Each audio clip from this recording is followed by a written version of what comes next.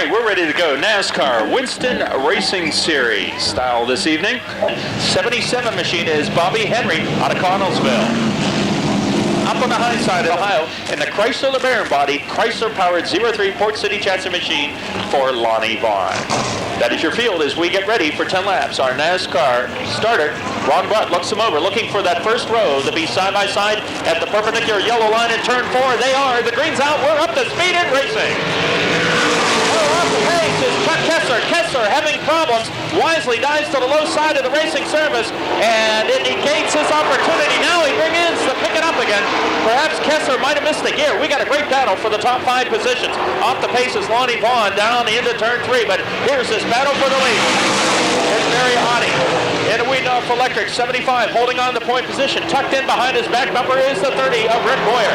Now the field strings out into a mechanical caterpillar as they head into turns 3 and 4. Bobby Henry in the Hodge transmission. Ed Nicholson and Son Lumber 77 rides in the 3rd spot. Glenn Galt up in 4th place position.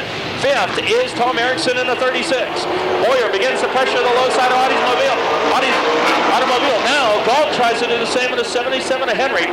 Meanwhile, Lonnie Vaughn ducks into the pits with the 03. Point position, working through turns 1 and 2. We've got a spin in turn 2. Randy Burke getting crossed up, brings out the yellow flag. Now the battle, we're green, and he does it right there. That commands the restart of the event, and he stretches it out over Rick Boyer.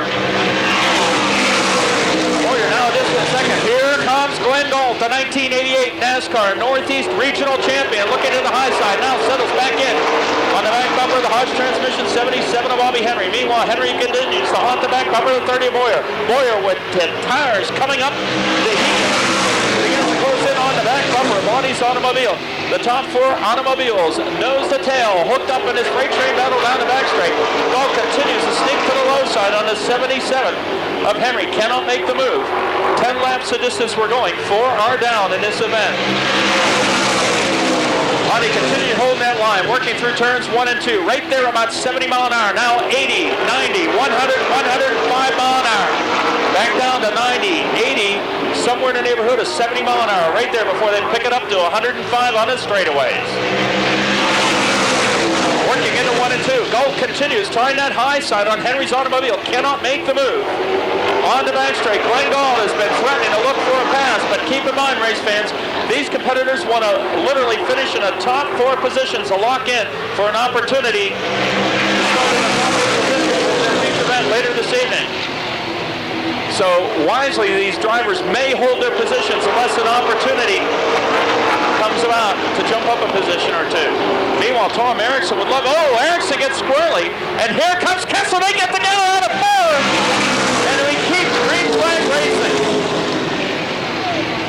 We're still not done. Tom Erickson he has a left rear flat on that automobile.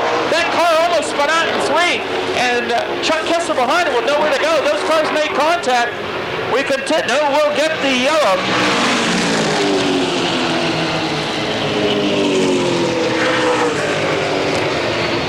And a tough break for the man who has really command this orchestra of horsepower turns 3 and 4. He gets on it early. Here we go. Green comes out. We're up to speed and racing. Down the front straightaway. Restart. Able to get the jump on Boyer's Mott's Fruit Juice 30 machine. Now Rick Boyer, once he gets that car wound up, begins to close in on the back bumper of Otte. He's bringing the 77 of Henry and the 32 of Galt right with him. Here comes Chuck Kessler from the back of the pack to join in and make it a but he's running out of time in real estate. The white flag unfolded, 1 lap remaining. Otte continues in the middle of the racing group. Looking down the low side was Boyer momentarily, but not able to make a threat on him at this point. A quarter of a lap remaining out of turn 4. Here we come for the checker, and it will go to Barry Otte, followed by Rick Boyer. 3rd to Bobby Henry, 4th to Glenn Galt, and 5th to Chuck Kessler.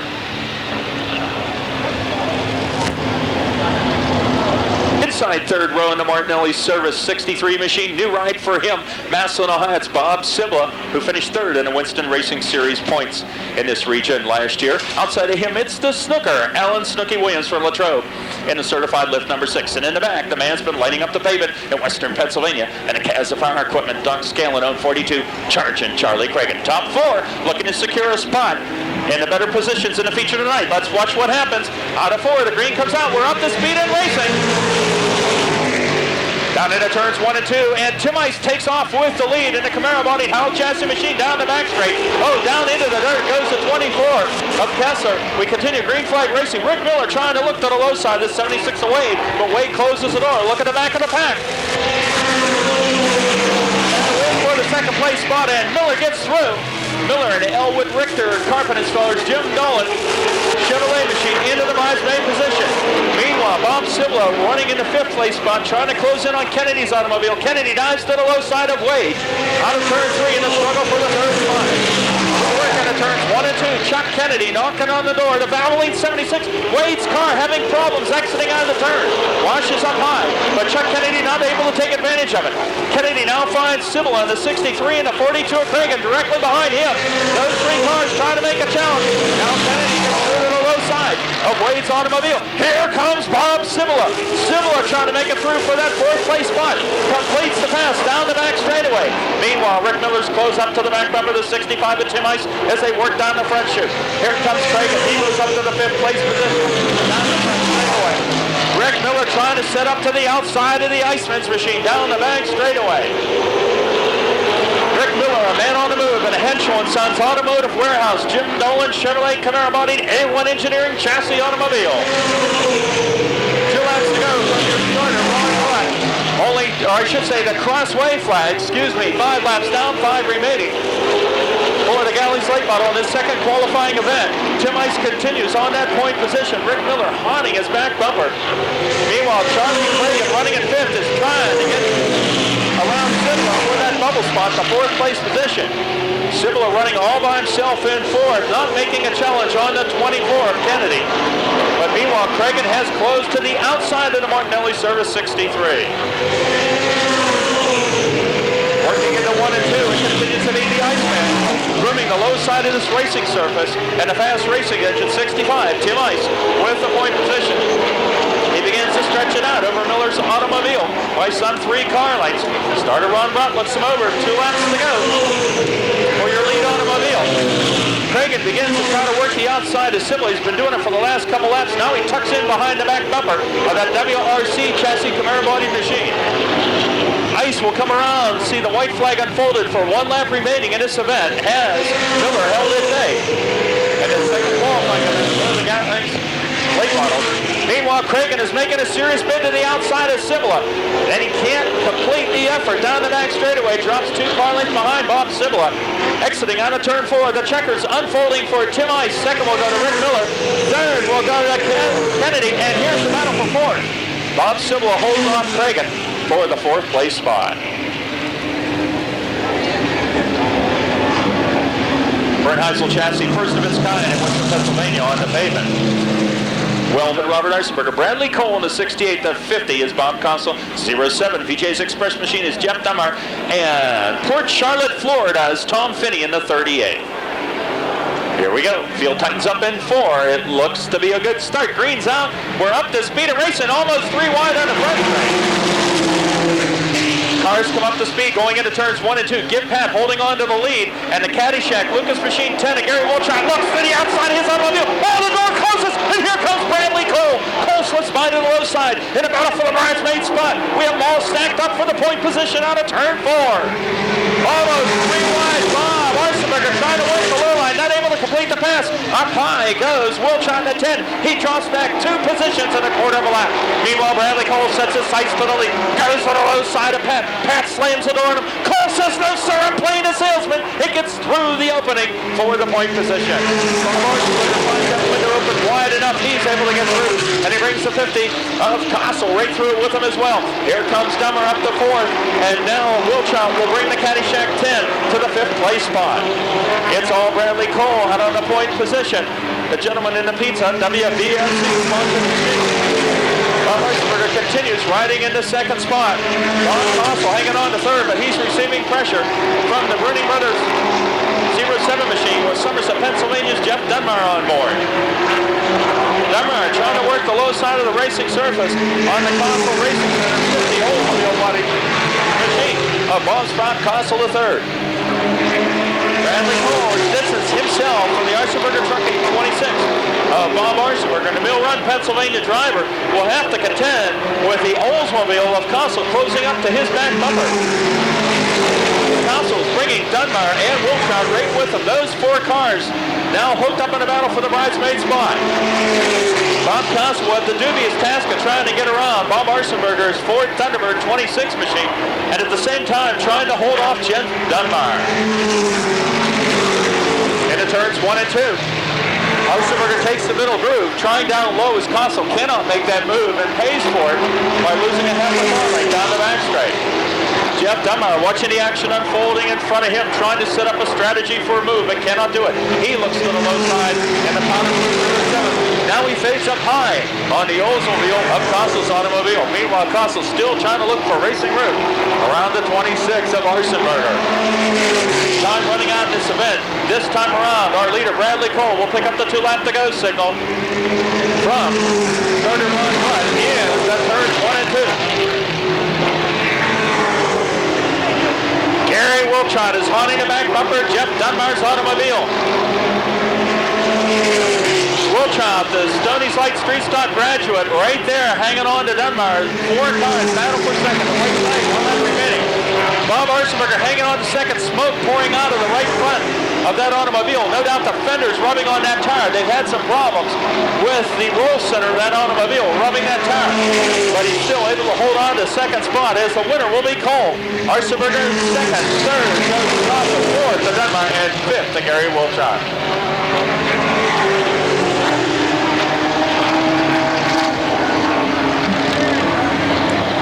Outside of Carnegie, Pennsylvania, the Carnegie Motors number 7.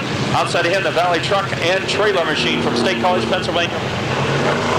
And keep your eyes on it. A lot of inexperienced drivers in his first qualifying. He could prove interesting to the veterans out there. Field tightens up in 4. The green comes out. We are up to speed in racing.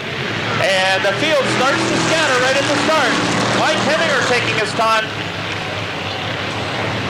And right out to the lead goes Alan Angelicchio, and here comes Ron Carl on him.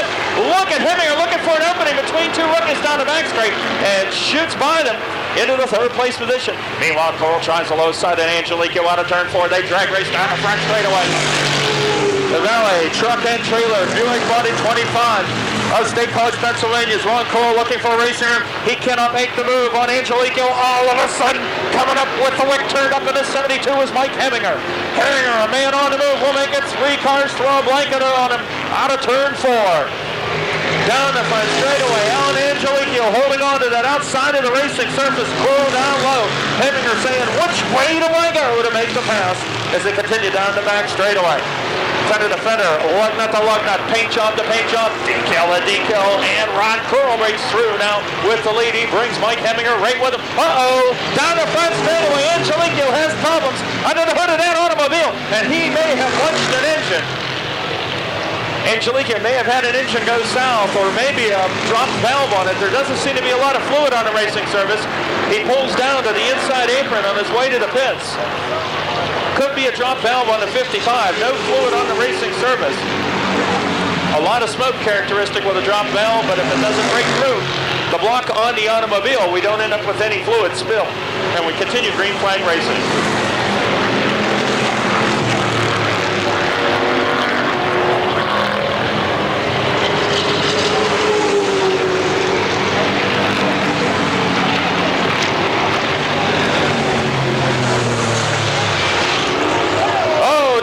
Straight. It looks like we might have lost the drive shaft out of the 66 of Mignon, and it sits right in turn 1. And the yellow comes out.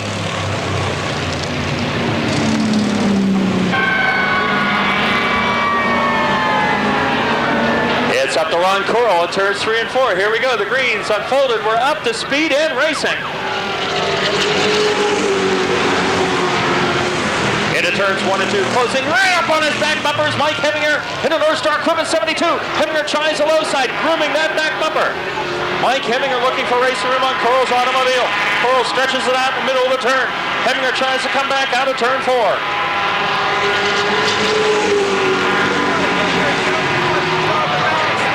Into turns 1 and 2, Mike Heminger down the back straightaway.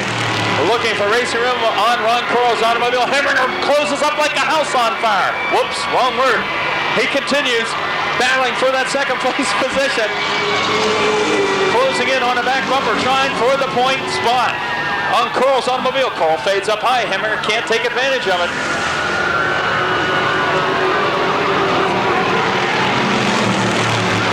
Into turns 3 and 4. Coral fades up high, perhaps getting dizzy from all the strobing out there.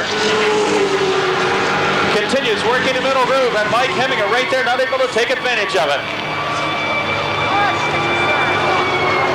Into turns 3 and 4. It looks almost hallucinogenic over there with the lights on as Coral continues on the point position. The white flag's out, 1 lap remaining. Here comes about a foot of lead. We've got a left automobile of Adams down the back straight. Oh my goodness, Hemringer trying to take advantage of it. Now look at this, race fans. Oh, where do I go, says Coral. Here comes Hemringer. He tries to muscle. Oh no, down the fence, straight away. It's Hemringer. How about that one, race fans? Boy, did that happen all of a sudden. Mike Adams, a lapped automobile with nowhere to go as everybody closed.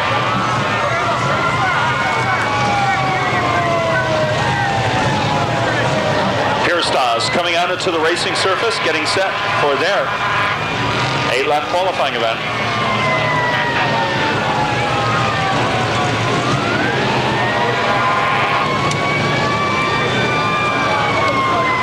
And, oh, I should say, holy smokes. Brain fade on me. We've got another qualifying event for the Stoney's Light Street. 29 is Bob Rayleigh for Jennerstown. The Ford automobile looking for 10 laps. Stoney's Light Street Stock, second qualifying event. It's up to Schneider on the point. Here we go. They come up to speed. Green's unfolded, and we are racing almost near disaster on the front straight. We're trying to pull off a sandwich job. 3 wide, can't do it, but we're still tight. Look out, Castor loses the automobile. Tries to do his imitation of a lawnmower and ends up being a weed trimmer out there. Almost getting into the inside retaining wall, and that will bring out the yellow. Up to Schneider on the point, a former Gary Wilchot machine, the Caddyshack Lucas machine, number 10. Outside of him, Barron in the Barron Carpet. And Stalling 0-5, we got a sandwich off the front straightaway. Somebody open the jar of mayonnaise. It's a sandwich job. Now it straightens up. It turns 1 and 2. Now down the back straight. It's the 30 of Jack Satoski going for the lead. And to the low side comes Brian Audie. And Danny Barron slams the door on Audie and says, "You're not playing a salesman on me." Meanwhile, Jennerstown, Pennsylvania's Bob Rayleigh moves all the way up to the 4th place spot. In the primary towards Thunderbird, number 29. Audie tries to get on the low side of Barron's automobile. Danny Barron, hang on to it, Danny. He's up into the loose marbles. And Audie breaks through for the 2nd place spot. Down the back straightaway. Bill Schneider from the point position has to contend with a 3-car battle as they struggle for the 5th place spot. Meanwhile, your lead automobile is the March Plus 30 of Jack Satoski. He has everything in his command, but Audie's trying to close in on him. The Ron Beckner logging. Rose number 75 begins to close in on him down the back straightaway. Here comes Bob Rayleigh, the low side of Barron. That battle was for the 3rd place spot. And Rayleigh, the Jennerstown, Pennsylvania pilot, trying to break through. He's able to do it as Barron's way up high out of turn 4, almost near the outside retaining wall. Exiting out of turn 2 down the back straightaway. The battle for the lead place honors continues. Audie looks to the low side, Satoski. Satoski denies him the opportunity. Out of turn 4, Brian Audie still trying to groom the low side of this racing service with that Monte Carlo, haunting the back bumper of the 77 Chevelle Satoski. Audie looks to the low side. Satoski with the revs on the back straightaway is able to torque away from Audie's automobile as they head into turns 3 and 4. Brian Audie still looking for racing room, is closed up to the back bumper, can look at Satoski's rear view mirror and comb his hair. He's that close to the back bumper. They work into turns 1 and 2. Audie looks like he's trying to set up for a low side move. Satoski denies him the opportunity down the back straight. They work into turns 3 and 4. Brian Audie still looking for racing room on Satoski's automobile, cannot make the move. Exiting out of turn 4. Into 1 and 2, Audie still looking for that racing room. He'd like to pull the plug on this bathtub, drain the water, and go ahead and get out. He tries the low side. Satoshi denies him the opportunity once again. Audi trying the intimidation factor, but Satoshi up for the task as his rear view mirror has remained full of the orange and yellow 75 of Audi. Those two automobiles stretching it out by a quarter of a lap over your third place running machine of Bob Rayleigh. Into turn 3. Audi still trying to groom, both high and low. Cannot make the move. Satoshi momentarily off the racing surface, gets squarely, continues green flag racing. 2 laps remaining. Into 1 and 2. Brian Audi running out of time and real estate to make an effort and take over the point position from Jack Satoshi. Both drivers are graduates from the pure stock division of the 91 season. Audi still looking to the low side. He has a win under his belt. Satoshi yet to get a win in a Stoney's Light Street Stocks in a feature event. Looks strong in his second qualifying heat. The white flag, 1 lap remaining. Down the back straightaway, up high goes Jack Satoshi. Here comes Brian Audi. Audi making a bid for Satoshi, trying to close the door. He's able to do it, race fans. Out of turn 3, Jack Satoshi able to close the door on Audi and will pick up the checker. Brian Audi finishes second. Here comes the battle for third. Down the front straightaway, and it's a 29 of Bob Rayleigh over Randy Dietrich's 88.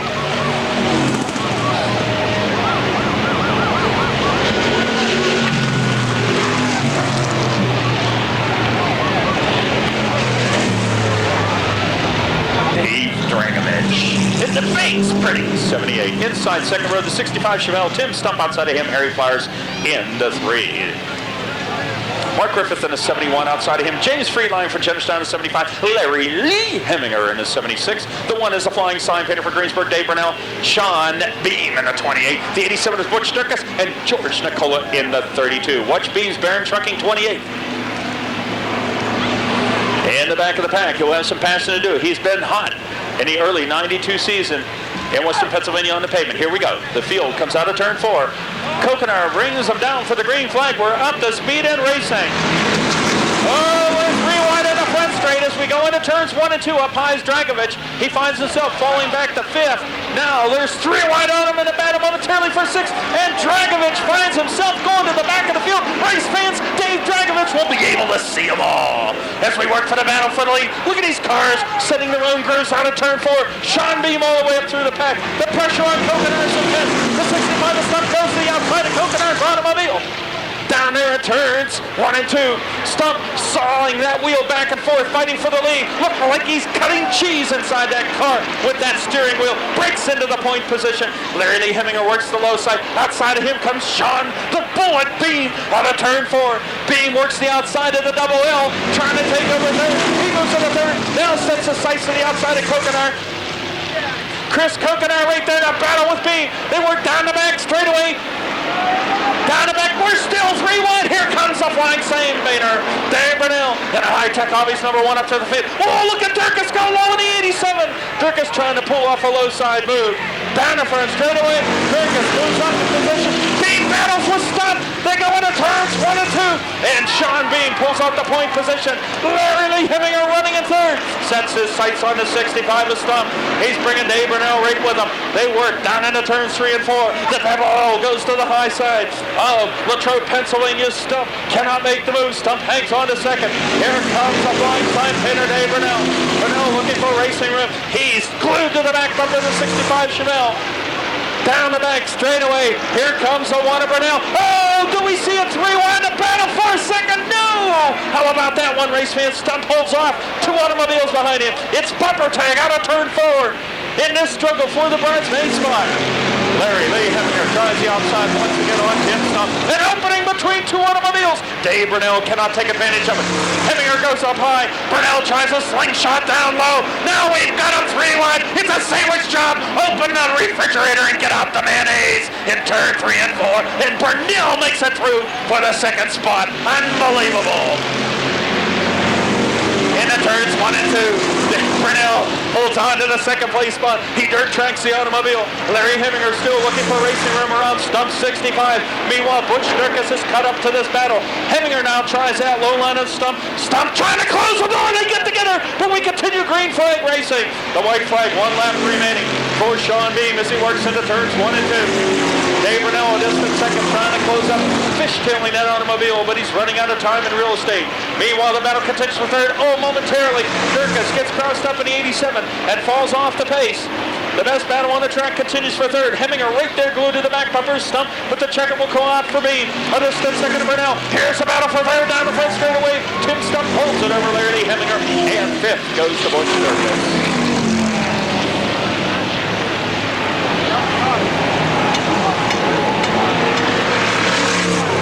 That concludes our qualifying events, race fans. We'll take this opportunity to get set up for our fire. Behind that, as it's pulled into the pits, is our familiar Bendix Olds Cutlass.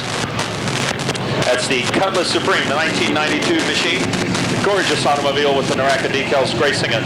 Let's set this field up for you in this Casa Fire Equipment and Professional Fire and Rescue 92 season. Lights are on. We're ready to turn them loose. The Medic Oldsmobile Cutlass Supreme will head to the infield, and it'll be up. So Audi on the point with Boyer outside of him. Starter Ron Butt looks him over.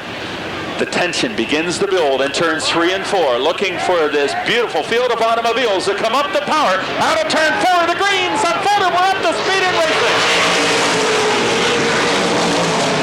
Into turns 1 and 2, Audi takes right off of the lead. He brings Bobby Henry right with him. Rimmer battle side by side. Glenn Doe trying to break through on the low side. Has a half a car length advantage on him. Boyer in the Mott's Fruit Juice. KFC 30 still hangs high, wide, and handsome as they exit out of turn 4. Into 1 and 2, it continues to be Audi on the point position. Now Gold breaks through for the third place position. Here comes Tim Ice in the fourth. Charlie Cragen in the back. Moving up after it was a miscue with the 24 automobile of Chuck Kennedy tight running in the middle of the pack. Similar holds on to the position in front of Cragen. Audi in fine style down the back straight has the Hodge transmission 77 pressuring him with Connellsville, Pennsylvania's Bobby Henry on board. Meanwhile, Glenn Golden striking distance, tucked in there closely in third place position. American title trust 32. Tim Ice continues in the fast race. We were 65, glued to the back bumper. Golds automobile down the back straight. Cragen tries to move on the 63 of Sibla. Cannot accomplish the task as they battle for the 6th place position. Exiting out of turn 2, here comes Rick Miller. Into 1 and 2, working left forward, continues to be Audi. The best battle on the track right now is for 6. Cragen continues on the outside of Sibla's automobile. They struggle for the 6th place spot. Cragen on the high side of this racing surface in the Casa Fire Equipment. Chevrolet 42 moves up to the 6th place position. A man on the move, working the outside of this racing surface is Charlie Cragen. Down the back straightaway, closes up and dives to the low side of pole. Cragen wastes no time into the 5th place position. Here comes Sibla trying to do the same. Charlie Cragen is a man on the move. Working now for the back bumper. A great side-by-side battle for 6th, and Sibla makes it through for the 6th place spot. He brings Rick Miller right with him. Cragen now tries the high side on ice. The top 4 cars in a snake train down the front straightaway with the 42. Cragen, look at Cragen hooked up on the outside.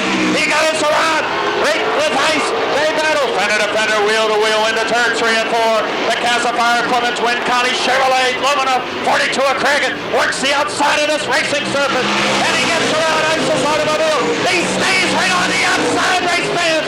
Cragen working hard, wide, and handsome. Now tries Golf's automobile down the back straightaway. The battle for the lead continues, seeing Audi, but Cragen's putting on a show on the outside of this racing surface early in this event. Down into turns 1 and 2, Charlie Cragen continues working the outside. It's a drag race with Gold down the back straightaway. Gold trying to hang on. Here comes Henry. Henry tries the low side knot. He cannot make the move. Cragen still works on the outside of the racing surface. Charlie Cragen on the outside, wasting no time trying to get around Glenn Gold. Gold tries to hang on to the low side. Henry right there in the middle of the Cragen with nowhere to go. Here comes Gold back up on him. Now Henry sees Cragen. He tries to go apply for a block.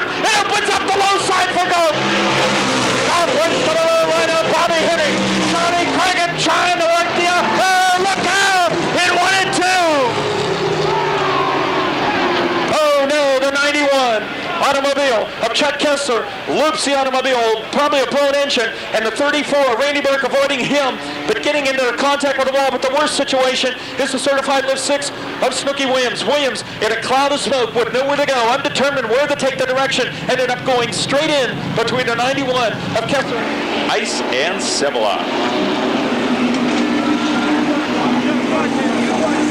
All right, oh my goodness, a little bumper tag on this restart. Up to Audi. Once he puts the hammer down, the green goes out. He's done it. He stretches it out over the rest of the field. Green's out. We're racing.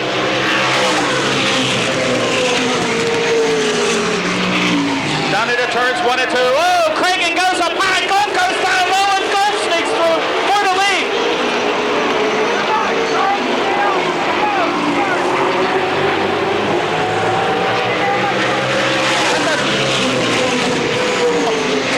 Has moved into the lead. Audi in the second, and look at this. Tim Ice in the third. Cragen falls back, and it's a shuffling of the field on the restart.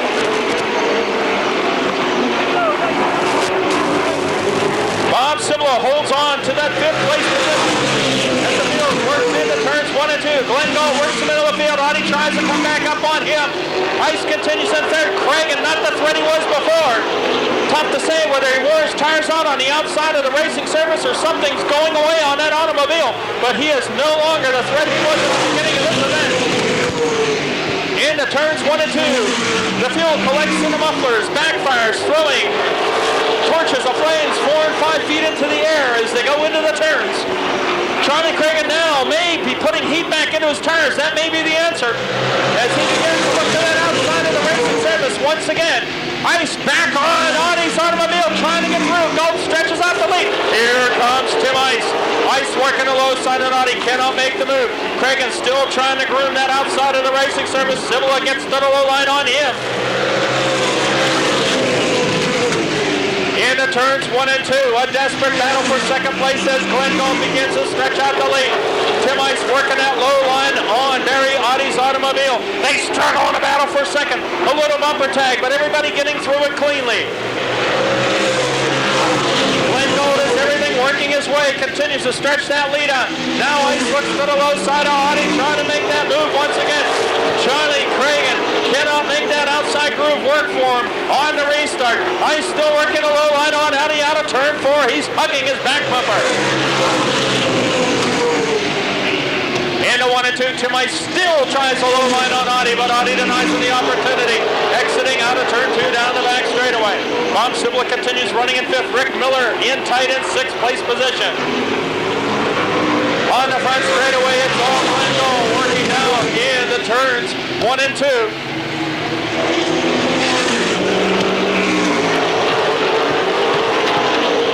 In the battle for second, it's 3 cars strong. As Ice works the low side, and Cragen's trying to work that outside groove once again. Glenn Gall has things all going his way, stretching out that lead over Audi. Audi hanging tough in the battle for second. Tim Ice still trying to work the low side of him. Here comes Cragen. Cragen tries to work that sideline again out of turn 4. They're working a 1 and 2, charging Charlie Cragen. Still cannot make the approach he had in the first 11 laps of this event. Tim Ice works the low side on Audi. He makes a serious bid for second, cannot make the move. Audi gets up high again. Here we come out of turn 4. Ice on that low line. And a drag race for second place position. Ice continues on the low line. He can see Cragen momentarily up beside his automobile. Ice begins to apply the pressure very heavily on Audie's automobile. Glenn Gall maintains the lead, but look at this battle. It's now 4 cars strong for the second place spot. Out of turn 4. Audi continues hanging on to it. Oh, Charlie Cragen off the pace.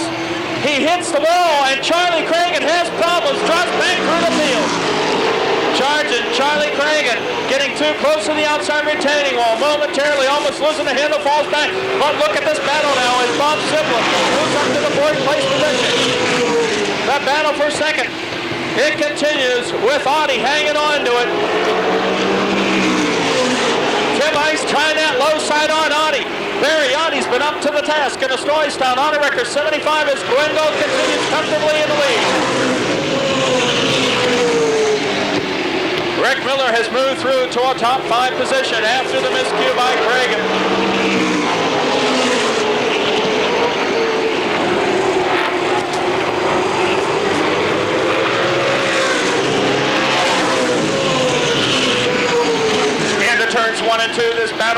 for second place position continues.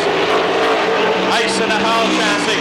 Pass racing into 65 continues looking to the low side of Audie's automobile. Glenn Galt with a comfortable pace. Less than 10 laps remaining. And his classified with it. 35 lap feature. Here comes the 65 of Ice once again. Ice tries to groom that low side. Bob Sibla and now Rick Miller joining in to make it a 4-car battle. Cragen trying to move up again to pressure this battle for a second. His car showing cosmetic damage after that hit with the wall. Tim Ice still works the low side on Audie. Audie stays up high. Ice gets under his automobile. Here's the effort to try to pull off second. They go into turns 3 and 4. Audie's still hanging on to that middle groove. Ice tries a low line, but Audie denies him the opportunity. Ice tries to dive down low once again on Audie's automobile. Bob Sibla there in striking distance. Down the back straightaway in this battle for a second. Here comes Audie, working that middle groove. He slides up a bit. Ice tries to go to the low side. Cannot make the move on Audie. Audie works the high side of the racing service, keeps the RPMs up on the Stoystown Auto Record 75. The Martinelli service 63 of Bob Sibla, looking for racing room in an effort to try to get around these two cars battling for second. They are slowly closing up on Glenn Galt, but could Galt just be pacing the field as we're running out of time? Only 4 laps remaining in this battle for second place position. Now Ice has problems. Could he have worn some tires out on that automobile? Might the Hanley be going away as Bob Sibla now tries to strike in the outside? Gets loose, has to bring it back online. Meanwhile, Cragen falling back in the back as Kennedy begins to pressure his back bumper. Tim Ice trying to work the low side of Audie's automobile.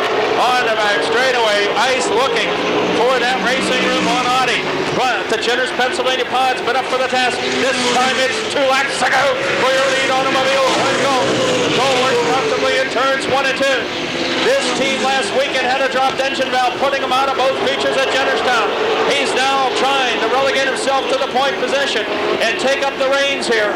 This time around, it will be the white flag for Glenn Galt. The pressure on Audie still remains supreme in the battle for second. Ice tries to dive to the low side once again. There's a lapped automobile in front of Galt, but he'll be able to handle that comfortably on this last lap. Working through turns 3 and 4. It'll be Glenn Galt to pick up the check of the battle for second. It will be Audie over Tim Ice, Bob Sibla, and Rick Miller.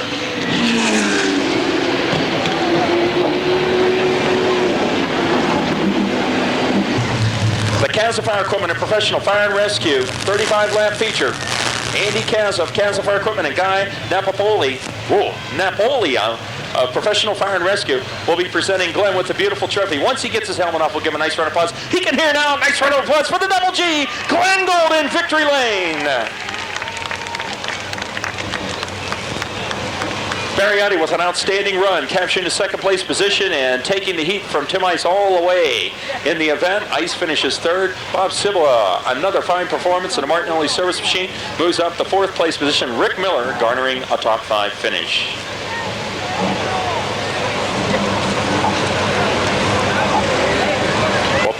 We'll be going down to Joe Rollick shortly to get Glenn's impression of this event.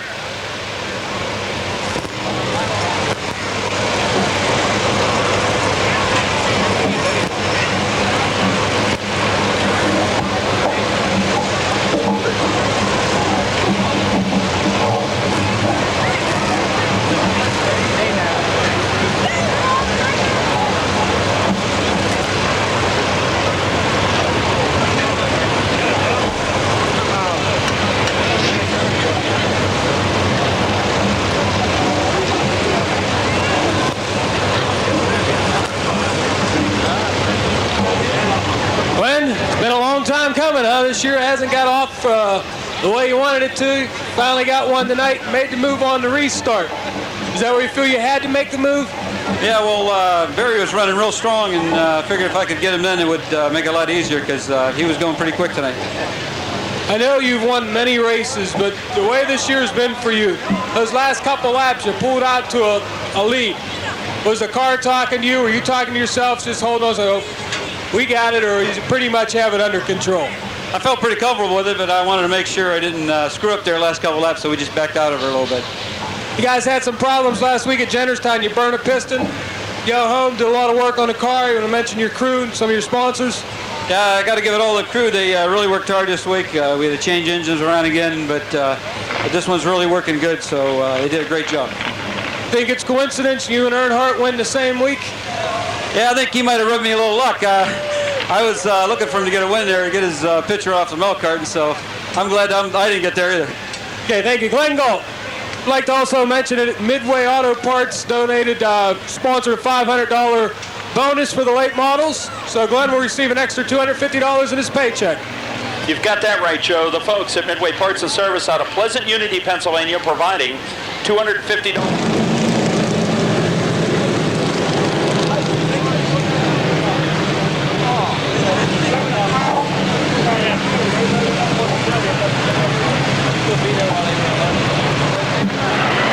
What?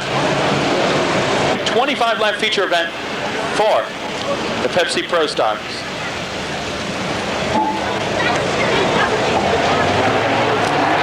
Here we go, out of turn 4. The green comes out. We're up to speed and racing. Into turns 1 and 2. Bradley Cole side by side with Robert Eisenberger. Race fans, we've got a horse race down the back straight. Eisenberger to the low line. Cole stays high, wide, and handsome. They struggle through turns 3 and 4. Oh my goodness, look at this one out of 4. The top 5 automobiles hooked up, and Eisenberger breaks through for the point position. Here comes Bob Costle trying to make it 3 wide in turns 1 and 2. No sandwich, close the refrigerator as the 50 at Costle continues on the low side. Look at this struggle for second place position.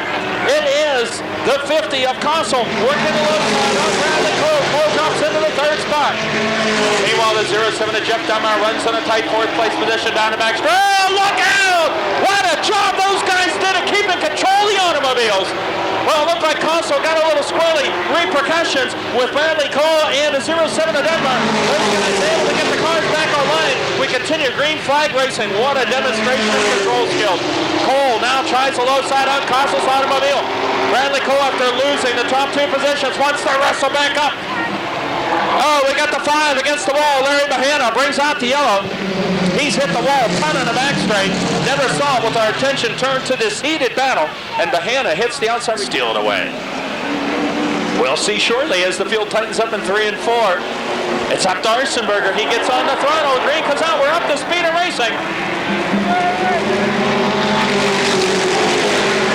Turns 1 and 2.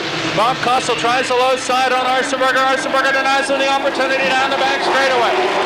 Bradley Cole hanging in that 3rd place position. Jeff Dunbar continues to run 4th in the field, and an impressive Gary Wiltrout in the former Bariotti late model ride runs in the 5th place spot.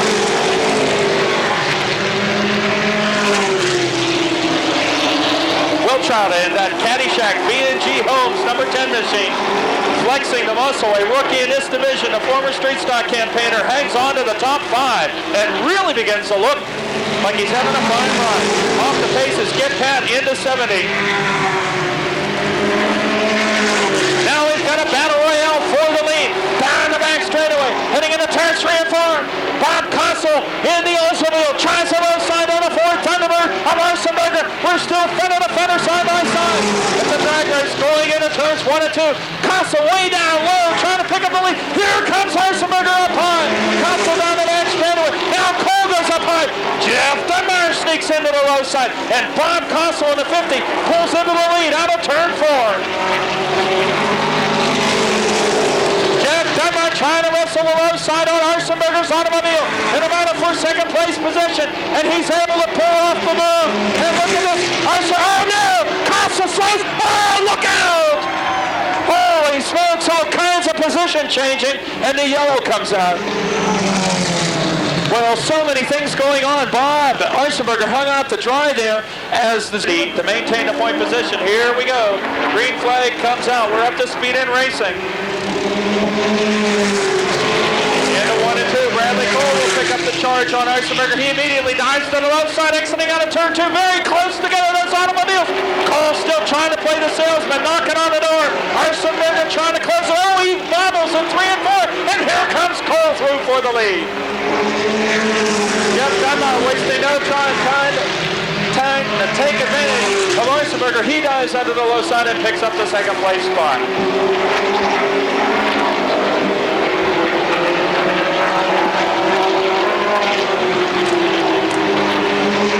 On the front straightaway, Cole begins to stretch it out into Pizza Hut. WVSC 68 over to 07 to Jeff Dunbar. By some 3 car lengths as they work down the back straight.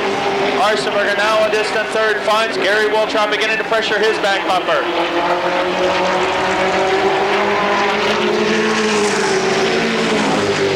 Into turns 1 and 2, Wiltrop really begins to pressure the back bumper of Arsenberger's machine.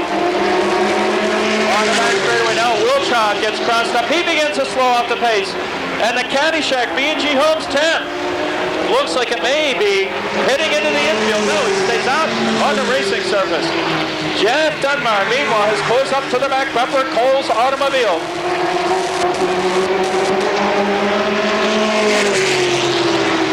Oh, he worked through 3 and 4. Bradley Cole continues to point position on lap 11. Jeff Dunbar trying to pace himself in the VJ's Express. Pennzoil Burning Brothers 07 machine.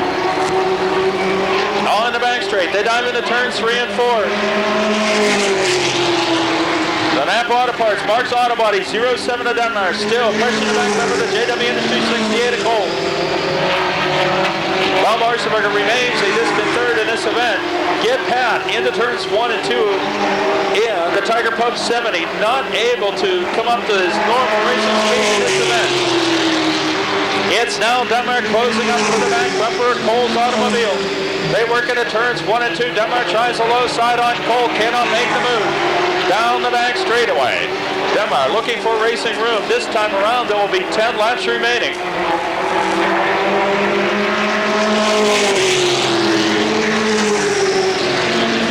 Into 1 and 2, Dunbar tries a low side on Cole's automobile. Here's a bit for the lead. Dunbar sneaks it outside of Cole. Cole sees him. He has lap traffic in front. Will he try to box Dunbar in? No, he closes the door beforehand. Dunbar can't. Oh, Cole gets real crossed up in that movement. Here comes Dunbar through. Dunbar makes the move past Bradley Cole after Cole trying to go high, wide, and handsome, and the car gets a bit squirrely on him. Now Dunbar begins to pull out the lead.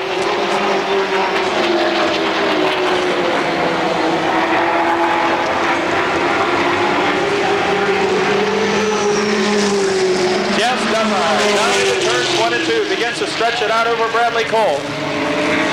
Down the back straightaway. Dunbar having everything his way. 8 car lengths ahead of Cole. Still a distant third is Bob Arsenberger. On the front straightaway, the Sunset Pennsylvania pilot, 27 years of age, Jeff Dunbar, after winning 34 features in the Street Stock division in 91, continues all by himself in the lead over Bradley Cole's automobile. As they work into turns 1 and 2. Dunbar stretching out some more over Cole, working out of turn 2. Jeff Dunbar with the Bruning Brothers 07 hooked up and flying as Bradley Cole becomes a distant second, lap after lap, falling off the pace, and Bob Arsenberger looks like he may be catching up to him.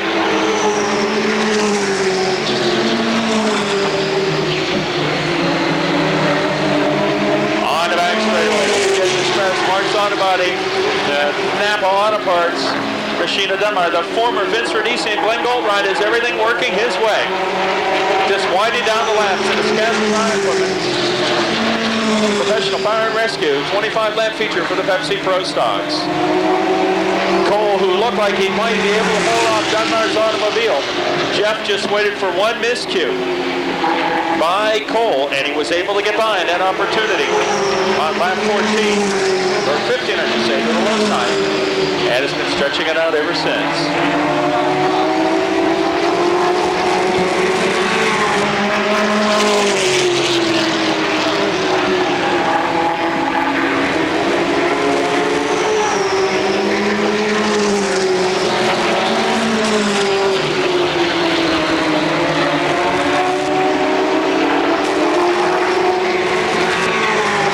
With almost a quarter lap lead over Cole's automobile. This time we'll pick up the white flag. 1 lap remaining for Dunbar.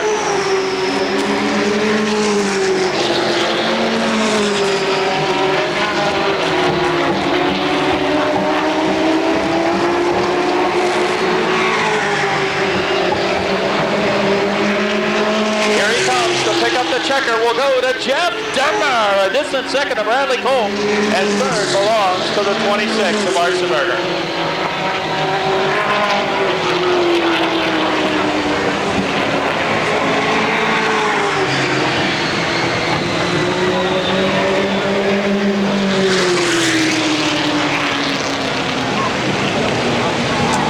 Somerset will wait till he gets out of the car to give him a round of applause. Somerset Auto Parts, VJ's Express, Mark's Auto Body, Costles Racing, Appalachian Motors, Bud's Auto Repair, Berlin Oil, Briarwood Enterprises, B&B Sports Cars, Maple City Tires, Hoosier Performance Tires, Rain Soft, Bruning Bookkeeping, Beaking Mini Mart, B&B Contracting, PPG, and Semco Performance Engines, all part of his efforts. He can hear you now. A nice round of applause for Jeff Dunbar.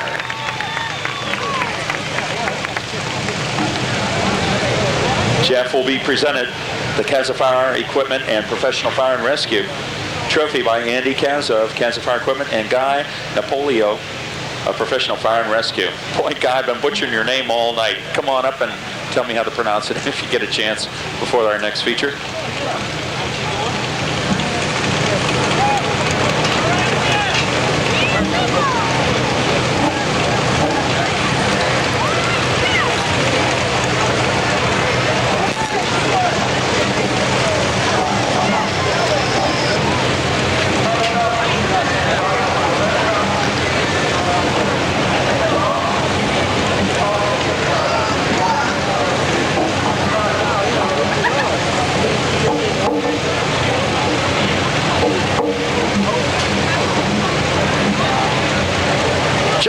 We'll have a chance to talk to Jeffrey and get his impressions of the event. Joe?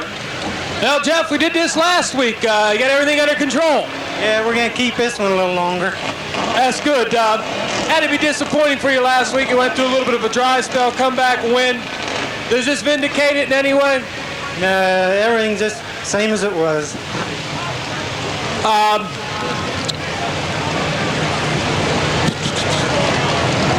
Tell me a little bit what'd you do with the car. You got the new restrictor plate on it. That's going to be good this week. The guys on the team, a lot of hard work over the week.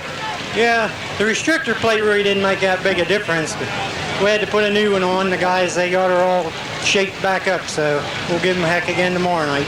Okay, Jeff Dunbar. Congratulations to the Somerset, Pennsylvania welder, Jeff Dunbar, in the VJ's Express 07, picking up the Casa Circuit Affair for the Stony's Light Street Stocks. This could be very interesting. Anybody like to bet me that we won't go through this thing without a caution? Oh, I got a hand in the air there. It'll be up to Randy Dietrich in the 88. Once he and Barron come across the line, if they're side by side in that perpendicular yellow line turn forward, we'll unfold the green and let them go. Let's see what happens.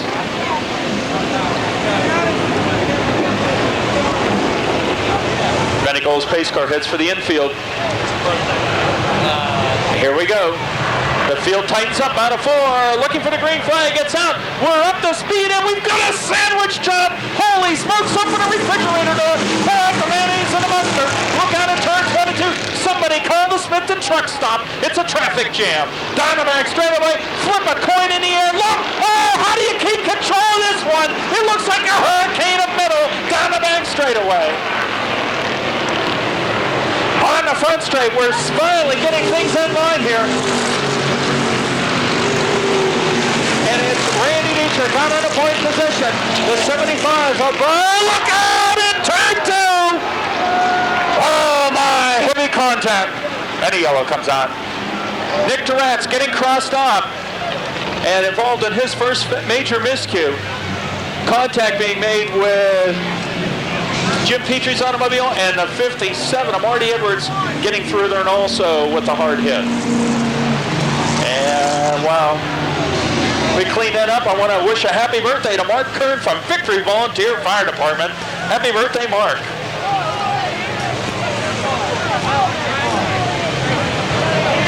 Jack Satoski and the 22 Tony Baum as we get ready for the restart. Let's see what happens. It'll be up to Dietrich once he gets on it. Oh, a little bumper tag in the middle of the field trying to anticipate the green. Here we go. It's out. We're up to speed and racing. Audi tries to get the jump here in the low side on the restart. Works in the turns 1 and 2. And Brian Audi pulls off the lead in a race number 75. Here comes the 25 of Ron Coral, and now Jack Satoski in the Parts Plus 30s on the move to the low side. Makes his way through. Oh, almost. My goodness, you couldn't put a piece of notebook paper between the bumper of Dietrich and the 30 of Satoski on the front straight. Jack Satoski continues his charge up through the field, running in the third place position, trying to close in on Coral's automobile.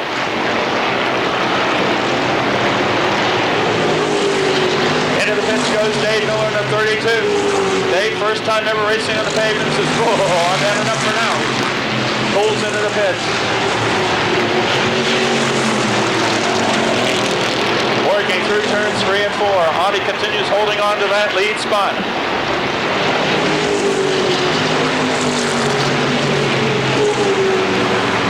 Ron Coral desperately trying to close up on Audi's automobile. And John Sikorsky trying to do the same. Mike Heminger, keep your eyes on the North Star Equipment 72. We'll be watching to see if he can close in on this battle for the top 3 positions.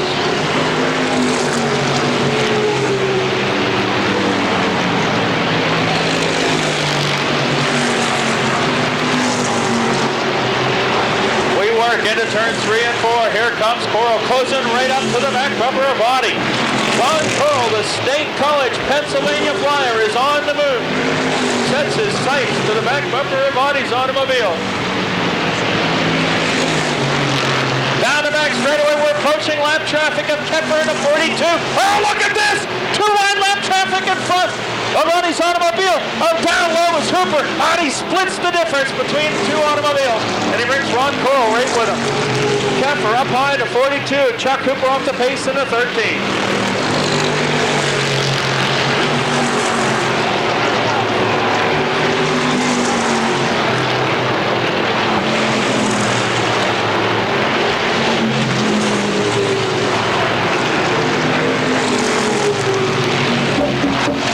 Brian Audi continues, going to the high side of Petrie's automobile, hold on to the lead, but Ron Coral goes right up on his back bumper.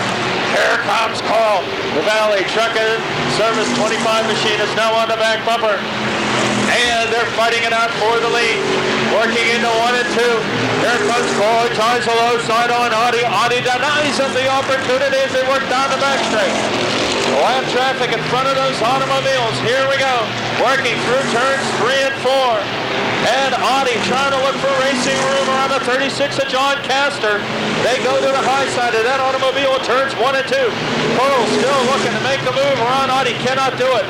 They'll still be coming up on more lap traffic. Meanwhile, Mike Heminger is close to the back bumper. Oh, look at this at 3 and 4. All kinds of automobiles in front of Audi. Audi splits the difference again between 2 lapped automobiles. Continues in the lead. Mike Heminger is closing up on the back bumper of Jack Satoski's 30 in the struggle for the 3rd place spot.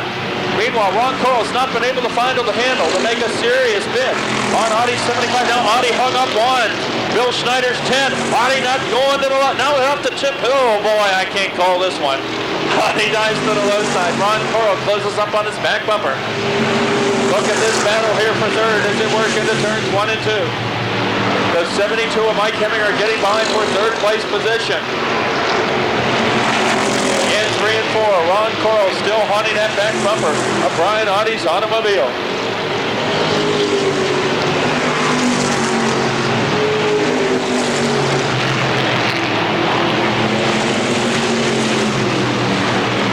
Here we go now. Ron Coral tries the low side on Audi, cannot make the move.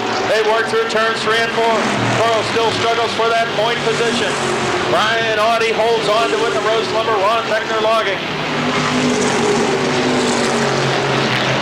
Ron Coral still trying to find that move on Audi's automobile on lap 14. Coral trying the low side. Cannot make it. Now we're coming up on heavy lap traffic. We work into turns 1 and 2. It begins to sprinkle the R word out there.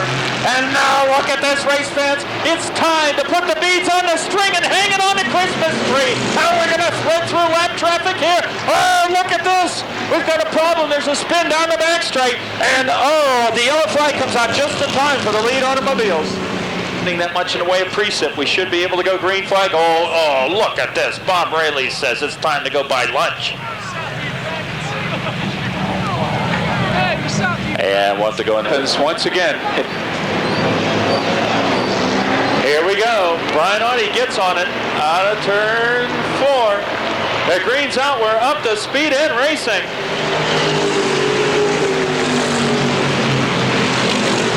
Into 1 and 2, Audie out there running gingerly through the light sprinkle on the racing surface as green flag racing continues. Here we go, out of 4, Audie begins to stretch it out over Coral with time running out in this event. Everybody getting through cleanly on the racing surface. Things look good so far.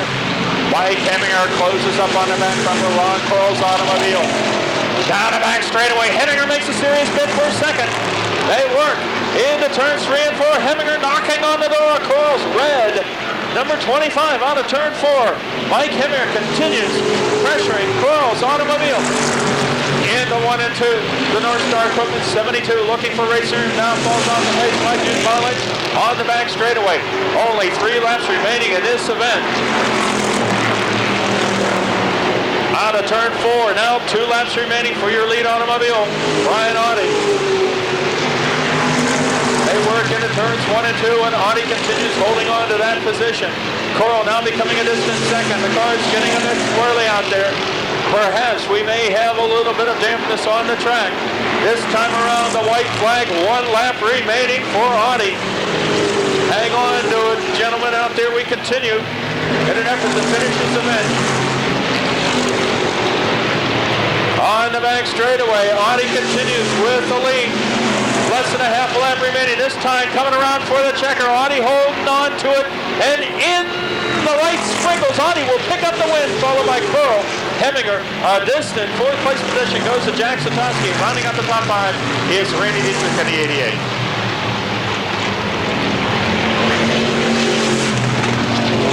Quick word with him as we continue this event. Audie picks up the Casa Fire Equipment and Professional Fire and Rescue. 20-lap feature event for the Stoney's Light Street Stocks. He gets out of the car. Can hear now a nice round of applause for Brian Audie.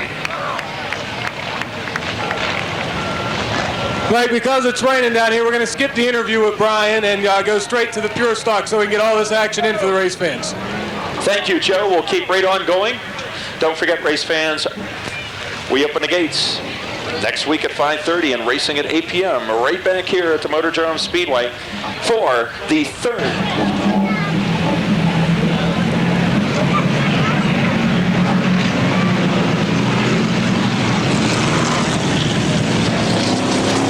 Actually continue a program with a light sprinkle on the pavement. You can do it on dirt fairly easy, but the least amount of water on the pavement makes it hard. But again, treaded street tires in this division make the difference. The beautiful Bendick Olds pace car will head to the pits. It's up to stump in the 65 Chevelle. Here we go. The green comes out. We're up to speed in racing. On the front straightaway, we're trying to make it 3 wide once again. Cannot do it. James Greenline in the outside of Stump's automobile. Oh, we've got a gaggle of automobiles. It's 3 wide for the lead now. Open the refrigerator. Oh, we're trying to make it 4 wide. My goodness, knock the refrigerator over and throw the mayonnaise out the window. Look out in turn 3 and 4. Stump gets up high, and Sean the Bullet Beam makes it through for a second. Down the front straightaway, Durkis holds on to the point position. The Bullet runs in second. The flying sign painter Dave Burnell is in the 3rd place spot. Durkis goes up high, wide, and unhandsome into the marbles. And here comes Beam through for 1st. Dave Burnell trying to make a move. The Greensburg, Pennsylvania pilot, the High-Tech Hobbies, Monte Carlo #1 machine right there to the other side of the Oldsmobile of Durkis. Bush Durkis and the Radial Tower Incorporated. Durkis Autobody 87 slides up high, and now Burnell gets her. Durkis into the marbles. Look out on the back straight. Oh my, near disaster. And the yellow comes out. Here we go, getting ready for the restart. Beam on the point, out of turn 4. We're racing.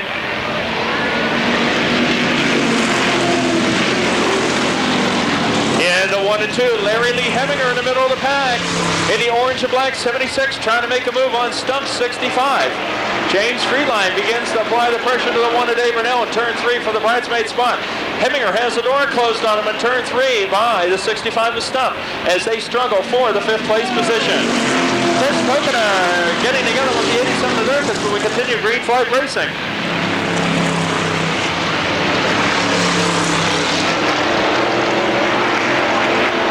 Into turns 3 and 4, Beam holds on to that point position. Burnell looks for a racing room, cannot establish a groove to his liking at this point in the event. Coming up through the field in a hurry is Butch Durkis exiting out of turn 4, trying to get around Coconar's automobile. On the back straightaway, it's all Bullet Beam right now over the 1 of Dave Burnell. Freeline continues a distant 3rd place position.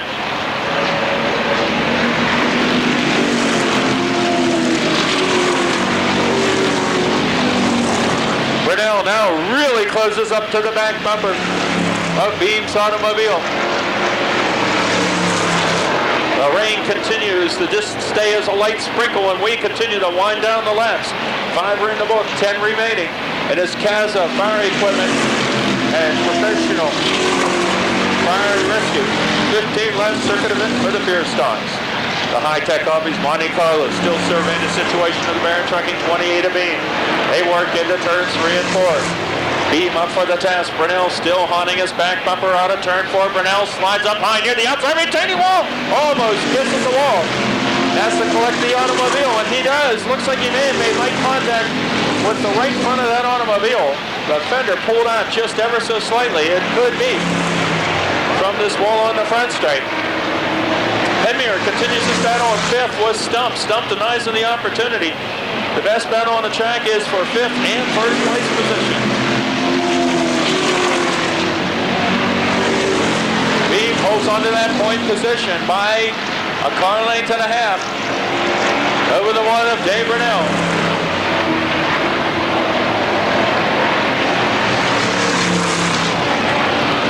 The battle continues for 5th place position. Stump holding on to it out of turn 4. Larry Lee Heminger looks for a racing room to the low side of his automobile. And the black specialty North Star Equipment 76 cannot make the move. Stump denies him that opportunity once again.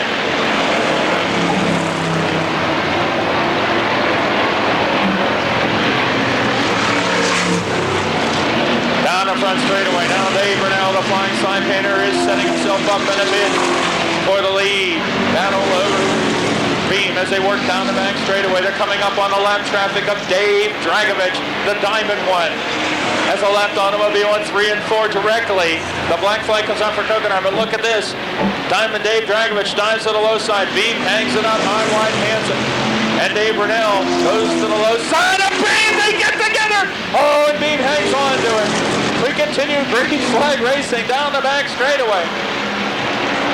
Beam and Burnell, the double B's out there, continue battling for the lead.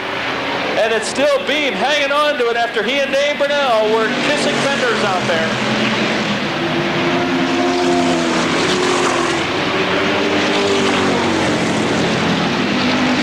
Three laps remaining. We continue down the back straight. Sean, the Bullet Beam by 3 car lengths. Now make it 2 car lengths over Burnell. Can Burnell muster the effort once again? 2 laps remaining.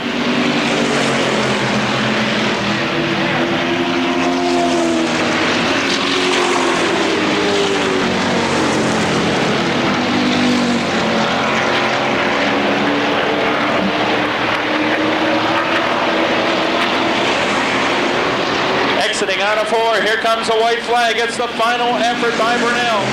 They work into turns 1 and 2. Beam hangs on to the low side. Burnell trying to tag right there with him. Burnell now sitting up to the outside, trying to make a move, but Beam takes advantage and moves out 2 car lengths on Burnell. Time's running out for the flying sign painter. Begins to close, but could it be out of time in real estate down the front straightaway? It's going to be Sean the Bullet Beam over Dave Burnell. A distant third goes to James Friedline. Mark Griffith will battle with Larry Lee Heminger, and Griffith holds on to 4th over Heminger.